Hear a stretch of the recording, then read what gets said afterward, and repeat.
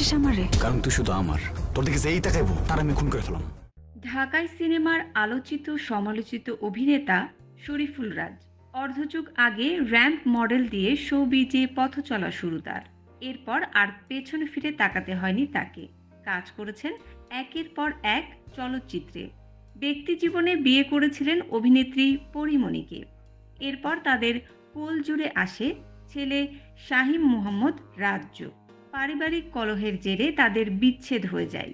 সম্প্রতি এক সাক্ষাৎকারে রাজ বলেন, অনেক মায়েদের পরীর থেকে অনেক কিছু শেখার আছে। ও যেভাবে আমার ছেলেকে আদর যত্ন করে তাতে রাজ্য একদিন তার মাকে নিয়ে প্রাউড ফিল করবে। তিনি বলেন, আমার ছেলে এখন অনেক ছোট, সে আমার জীবনের গুরুত্বপূর্ণ একজন। আমার কাছে মনে হয় ও ঠিকঠাক ভালো একটা জায়গায় আছে।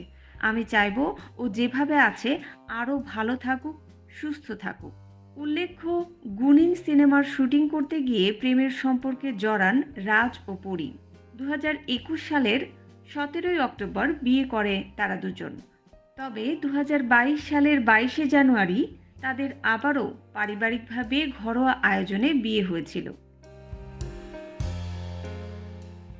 এই অভিনেতা প্রথম আলোচনায় আসেন আইসক্রিম সিনেমা দিয়ে।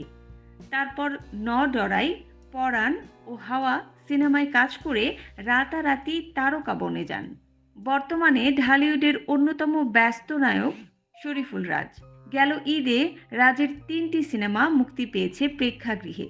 যেখানে অন্যান্য নায়কদের একটি সিনেমায় মুক্তি মিলছে না, সেখানে রাজ হাজির হয়েছে 3টি সিনেমায় 3টি ভিন্ন চরিত্রে।